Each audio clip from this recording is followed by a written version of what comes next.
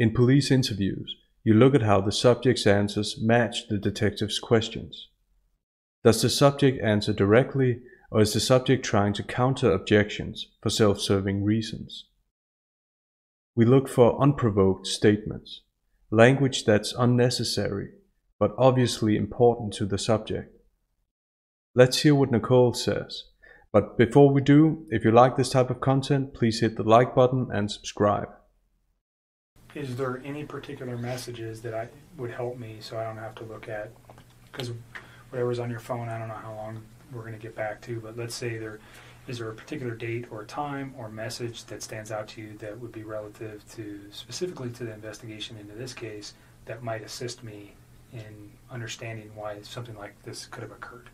The detective asks about particular messages that stand out to Nichol. This is a specific and simple yes-no question. That's why a simple answer is now expected. But listen to what Nichol says. I'm still in shock that this whole thing happened. That's why I gave him the benefit of the doubt for the first day, because I was just like, no way. Like, I didn't even think about that. I mean, murder was not on the top of my mind when somebody doesn't come home for an evening, especially if they just, like, had some sort of, like, heated conversation. It's like, okay, you guys are separating, you have a heated conversation, you leave for a night. Like, I didn't even think this guy killed his wife. I mean, that like, murder is on something on the top of my mind when I call one of my friends for 3 or 4 hours and she doesn't answer the phone. Like, that doesn't even process to me as, like, a real thing that is a possibility at that point. Her answer is called roundabout. Roundabout answers are indirect, and you often hear them when politicians avoid answering, which is all the time. Roundabout answers have a self-serving purpose, designed to present the subject in the best light possible. In Nichol's case, she states how shocked she allegedly is, and then she counters the first possible objection with her first causation. That's why I gave him the benefit of the doubt for the first day. We call it causation when the subject provides a reason for what they did or did not do. And causation becomes important when the subject, like Nichol, hasn't been asked to provide a reason. Causation suggests careful thought and self-awareness. The second possible objection she counters is, like, I didn't even think about that. I mean, murder was not on the top of my mind. Thus disassociating herself from suspicion without having been accused. She also overemphasizes her disbelief about what happened. Notice her way of phrasing it. That doesn't even process to me as, like, a real thing that is a possibility at that point. Overemphasis, as we will see, is a pattern in Nichol's language. One final important point to this passage. Notice how far we've gone from the detective's specific and simple question. And so that's why I gave it a day, and then the second day I was talking to him, he was just like a hot mess, I could tell. And then with, like, the way he was talking to me, and then that's kind of when I cut him off and I stopped talking to him. We now get Nichol's second causation. And so that's why I gave it a day. A statement that implicitly denies association with Chris. She's using language that creates distance to him, even before she allegedly stopped talking to him. We don't get a feeling that the two were ever as close as they evidently were. So if you want to know days, I would probably honestly just start at, like, Sunday and work your way forward. I mean, all the rest of that stuff, it's just like the small talk of, like, hey, this, you know? I mean... And your relationship building through the... Yeah, I mean, like, and if you go, like, maybe, like, a week further back, like, there's times, like, I was trying to help him find an apartment, like, just for him, not for me, but for him and his kids, to get set up. And, like, there's times where I'm like, well, where's your wife moving to? Like, how close is she going to be to you? You should be within, like, 30 minutes of your kids, so they're close. And, like, you want to be close to their school and close to your gym. And, like, what's your price range? Like, I was helping him get all of this stuff set up. We hear another unprovoked, distancing, and ultimately self-serving statement. Help him find an apartment, like, just for him, not for me, but for him. Nichol's answer consists of a narrative that focuses on her thoughts, and her alleged good intentions. What we don't get is a specific answer. This tells us that Nichole's thoughts are further ahead than she lets on. Think about it this way. If a completely innocent woman with no form of guilty knowledge were being asked about text messages, we wouldn't expect her to go on and on about how innocent and responsible she was. So underneath Nichole's often playful tone of voice, there's a deliberate level to what she's saying. And it was like in a very decent manner. And I don't know if all of that is in text. Some of it's probably on the phone. Like at this point, I've talked to him so much that I don't even know which parts are like verbalized and which parts are texted at this point. But we can figure it out. Okay. Why would anyone bring up the word decent unless there was something indecent about this situation as a whole? It's like telling your spouse, I went over to our neighbor's house and nothing indecent happened. Or for a child to say to its parents, I didn't do anything wrong the minute they come home. It increases suspicion. In this case, it's either because Nichol knows that she's been indecent too, or because she knows this situation is indecent in the eyes of the general public. So Nichole's again countering objections, and she reveals the presence of something indecent. With her words, And I don't know if all of that is in text. Nichole's roundabout answer is finally brought to an end. Two things are revealed to us here. Number one, Nichole's preceding statements were in fact a very long preface that was meant to portray her as a victim of Chris's deceit. Number two, she's indicating that all of her statements are in fact not all in text. Because if they were, why would she say all this beforehand? The evidence would speak for itself. It's very likely that Nichole's indirectly letting the detectives know that they'll find certain indecent text messages. Problematic content that might reveal that she was not and is not as innocent as she claims to have been. We should pay attention to her tone of voice, because it has intensified a lot. And she sounds a lot more engaged now than earlier when she sounded tired. I'm so hungry. You should have told me. I would have got you some food. I got food in my car. It's not staying down. It's just coming. She hadn't been back up. feeling good. Not because of any, just... Like I got sick prior to this Jim. whole thing happening. So obviously the text messages and what the detectives are going to find in them create some level of stress for Nichole. She reveals it without explicitly stating it. So much so that the detective laughs overbearingly. Lies and which parts are texted at this point. The collective pronoun we But we can figure it out. should also be considered. She doesn't say, but you can figure it out, leaving it up to the detectives. On a surface level, Nichole says she's willing to corroborate, but on a deeper level, her statement reveals that she wants to be part of the detective's work, most probably to protect herself.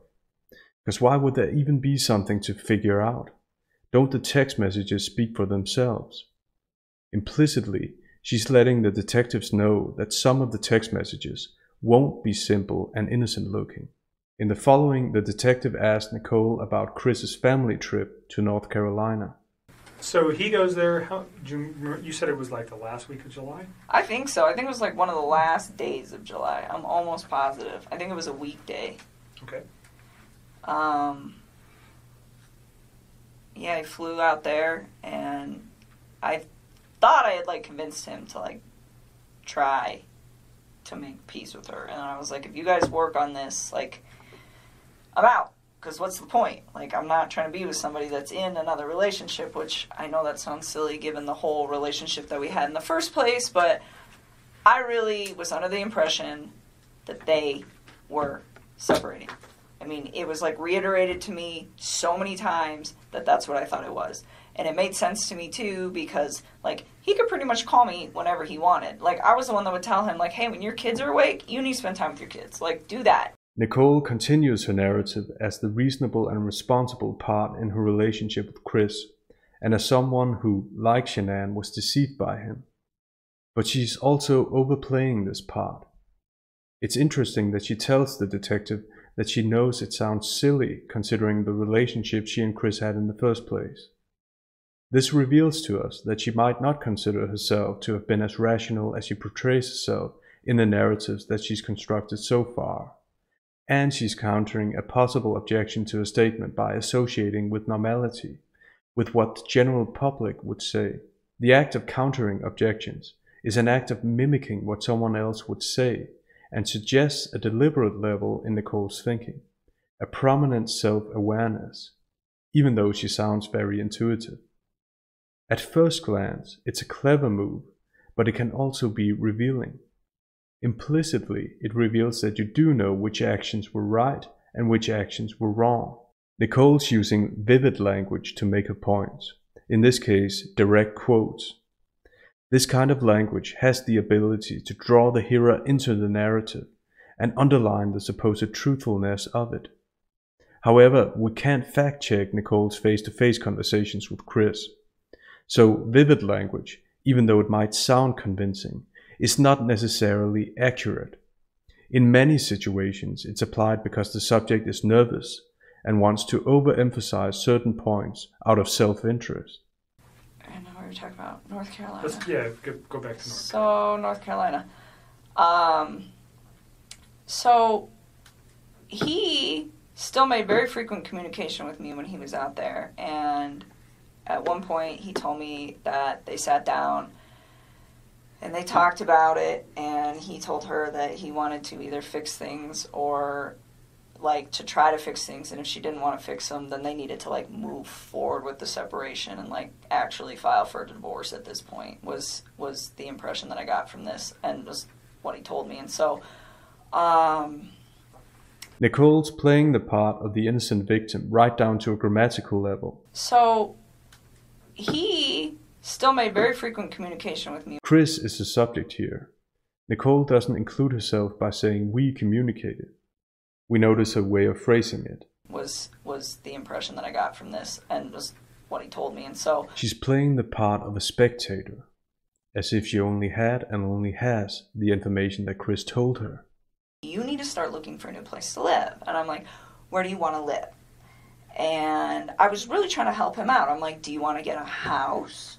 Do you want 3 bedrooms so you have one and each of your girls have one? I'm like, do you want to, you know, like do an apartment? Like, what do you want? You know, where do you want to live? Because he's in Frederick, but that whole area over there is just like a bunch of small towns, and you can kind of just pick and choose. Everything's kind of... I was really trying to help him out, Nichol says. The adverb really indicates that a person compares one thought to another. We almost never get to hear the other thought, but sometimes we can figure it out by looking at the immediate context. Nichol emphasizes really, so her brain has made this the key word in her utterance. And it is. Considering her preceding statements, really is used to counter any objection that might be to the nature of her relationship with Chris. It's convincing language. She's portraying Chris as almost incapable of doing his own thinking, so that she implicitly comes across as the adult and as a helper. You know, and so he told me why I like Brighton. And I was like, okay. And then he told me he wanted a 2-bedroom apartment, and he said he wanted 1 room for him and the other room for his 2 girls.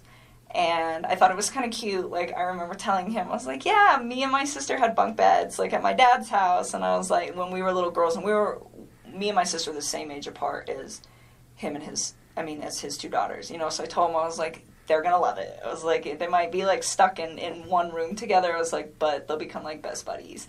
And it was really exciting. Like, I liked helping him, and I just wanted him to, like, I don't know. This is what he told me he wanted. So I was like, well, I will help you do the research. But another thing that I really took care of was to be like, where is she moving to? I was never like, you know what, screw your wife, try to get full custody, none of that bullshit. As stated in the previous video about this interview, the link is in the description box below.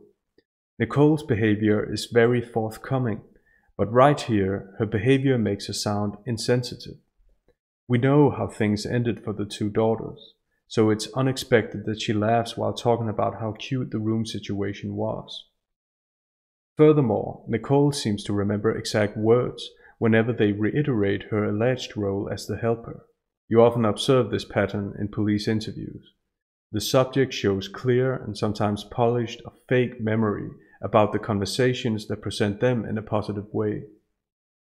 She is also limiting or restricting her role by saying, and I just wanted him to, like, before she interrupts herself, indicating that she didn't have ulterior motives. But again, she's overemphasizing this role, and overemphasis typically indicate guilty knowledge, whatever it may be. In this case, it could be her knowledge of the immoral nature of the relationship, or that she was more involved in Chris's decision-making than she lets on. Guilty knowledge can also result in what I call forced outrage. This is where the subject mimics the outrage of the general public by sounding offended. We hear this in Nichole's final statement. I was never like, you know what, screw your wife, try to get full custody, none of that bullshit. Indirectly, she's showing us that she knows what the general public thinks about her actions, and that she thinks the public is wrong about the nature of her motivations. She's literally hammering this point. Where is she moving to? Did you ever give him like books or articles or anything to read about saving your marriage? Did you ever provide anything to him like that? About saving his marriage? Yeah, like how to recover a marriage or how to save your marriage. You know, there's all sorts of publications and books out there. No, but I did tell him, and I don't know if I did this through text or phone. That will be something you guys will, I'm sure, figure out.